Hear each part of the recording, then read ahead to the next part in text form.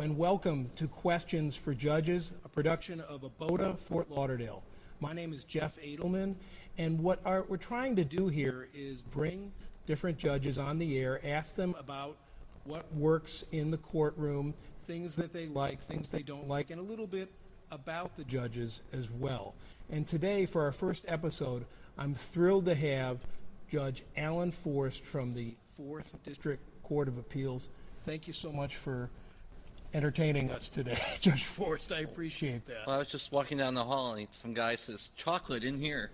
So, we do whatever we can to entice the judges on this show. Well, you have a very interesting background, and I think that it would be helpful for our members to know just a little bit about you before you actually got on the bench in 2013. Okay. The abbreviated version, since the full version would take all 15 minutes. I was graduated Georgetown a long time ago, and I came out and got involved in a political campaign, and which is really when I determined which party I felt comfortable with at the time, and I ended up my candidate won, ended up getting appointed to a few positions, and ended up at the Department of Justice, and they said, you really should go to law school, particularly if you want to stay at the Department of Justice. So I went to school at United Catholic University, and went to a few different agencies while I was there, and came out, went to a think tank for about a year, and ended up a couple of years out of law school as special assistant to Clarence Thomas. And he was a fantastic mentor, a great boss, and it turned out, in time, a good person to have worked for. Absolutely. And after he became a judge, I ended up going and becoming involved with the Bush administration, the George H.W. Bush administration, at the Department of Labor. After that ended, I segged into the Clinton administration at an agency called the Merit Systems Protection Board. Worked, and then it's like, well, it's time to learn how to be a litigator. So became a litigator for the Census Department, and which has been in the news lately. And and then it's like, it's time to come to Florida. My parents live in Florida. My brother lives in Florida. So in the late 90s, I came down to a little place that I had never heard of, Stuart, Florida, and fell in love, and worked at a law firm for a while, and then I got the itch to go back into public service, and was able to get appointed by Governor Bush to be the chairman of at the time, the Unemployment Appeals Commission, now the Reemployment Assistance Appeals Commission. Did that, and my best friend, Stephanie Ray, who's on the first DCA, but when she got on, she said, "This is great," and I said, "Would I like it?" She said, "You'd love it," and I said, "Could I handle it?" She thought about that for a while, and then decided that I'd be okay at it, at least. And I applied, and everybody that's watching this, I assume, is familiar with the process. And I felt sort of like the outsider. My career pretty much had just been in Martin, and mostly in Tallahassee, in Florida, and Washington, of course. But it all worked out, for me at least, and I was appointed by Governor Scott in March 2013 and started the next month. Wow, so your experience goes far beyond just being a lawyer. You've been involved in lots of different aspects of lawmaking and litigation, and really you've run the gamut. My federal positions were we're the counsel to the quasi the chair of this, the chair of that, the director of this. So there was some policy involved, and there was a lot of decision making. So it was good practice. It was all appellate. So it was a good preparation for my present job. Well, let me ask you this. You came up to me at the officer dinner in January, and you said, "Jeff, whatever I can do to help the members of ABOTA, just ask." So, again, I really appreciate you being generous with your time.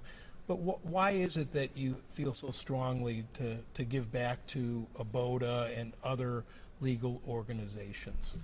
It's twofold. One is I still feel like I'm acquainting myself with the community from which the Fourth DCA is involved, which certainly includes Broward and Palm Beach and the 19th Circuit, which is where I was more familiar.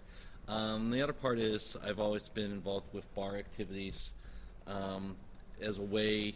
I think it's a great networking. It's a great public service activity. I was the president of the Martin County Bar only about 5 years after I moved here, and then I was chair of the Labor and Employment Law section, and been involved with and continue to be involved. It's just a great way to meet people, and I used to feel like with Labor and Employment Law there would be some just really great attorneys, and I felt, if you get to know them, then you're in a litigation, they're less likely to do everything, pull out all the dirty swords, and vice versa. And it's a good, I think it's, and that's ABOTA right there. It's all about professionalism and people breaking bread from both sides of the aisle, and as well, I guess all three sides, including the judges.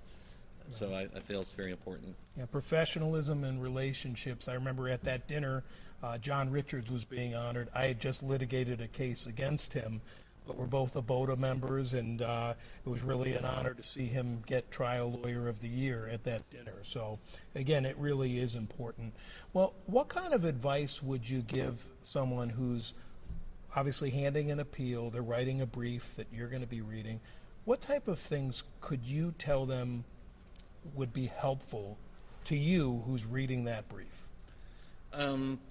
We recently had a request to enlarge the brief. The brief is the max is 50 pages, and there was a request to make it 80 pages. And the easy thing would have been said, sure, but no, there's a reason it's 50 pages, because if you have ad infinitum, there'll be ad infinitum issues, and you're going to not be focusing on the real issues that you feel that the trial court got wrong, or that you want to bring to the attention of the appellate court. So you need to focus on the handful of the real contentious issues that you feel need appellate review, and give the best argument. Keep it on argument. Don't no ad hominem attacks that judges frown on that.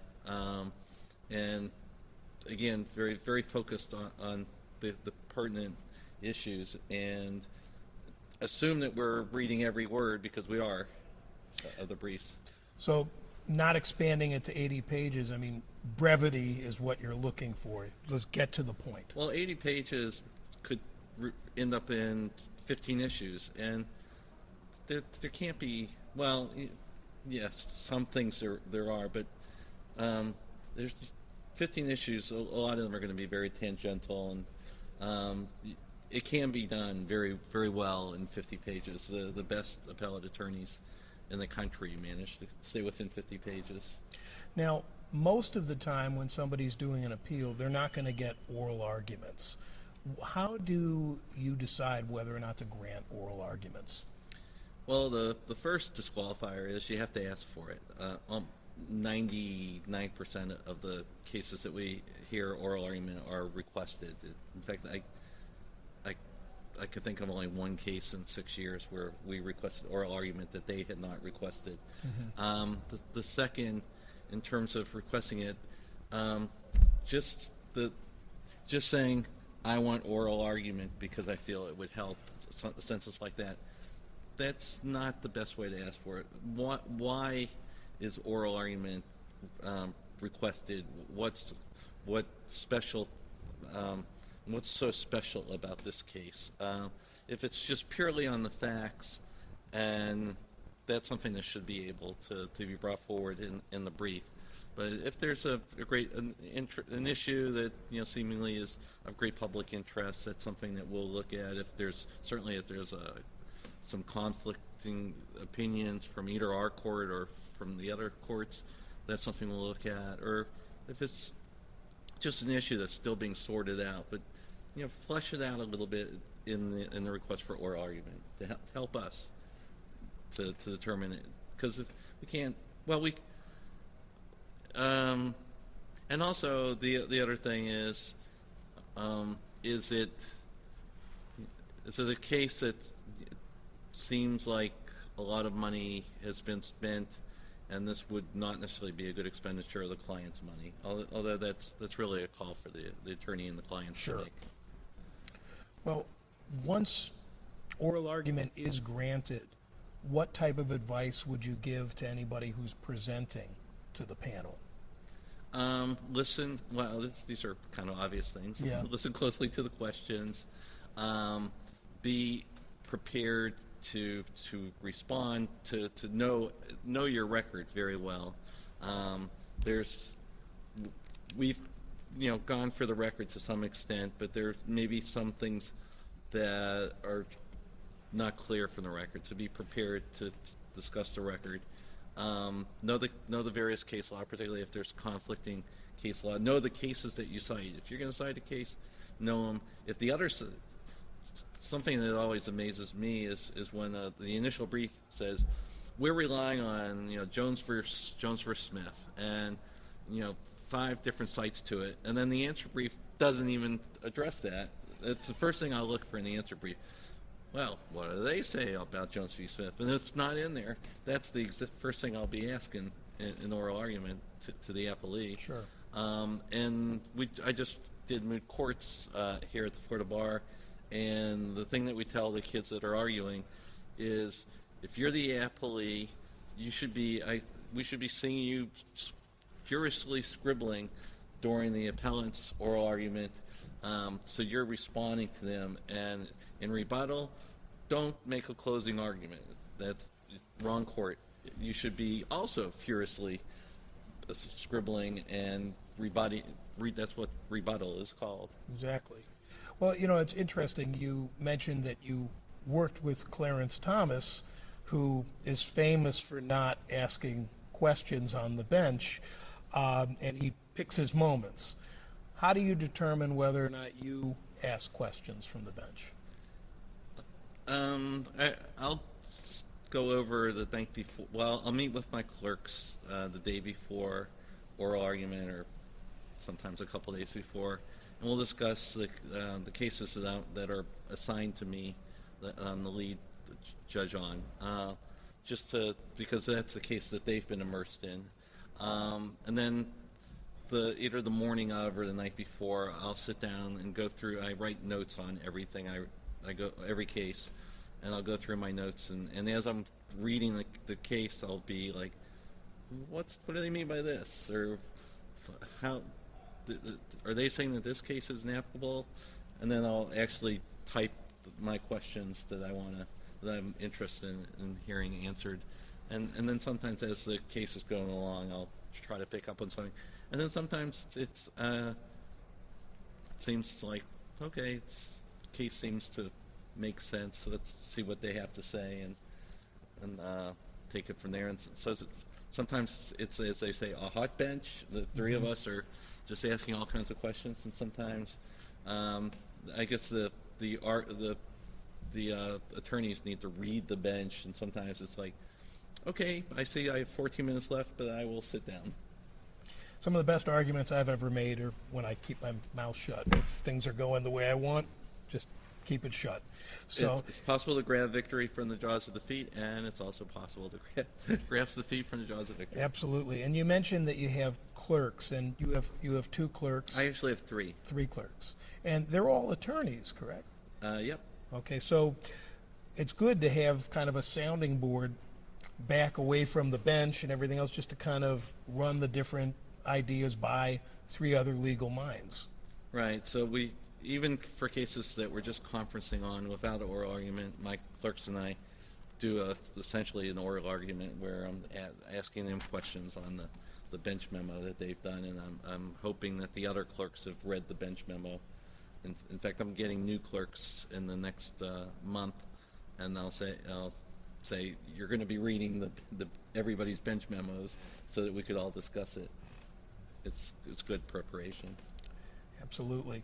Well, again, I can't thank you enough for your time. I guess before we conclude, Judge Forst, do you have any advice for any young law students out there, or young attorneys, about moving forward that are interested in getting involved in appellate law?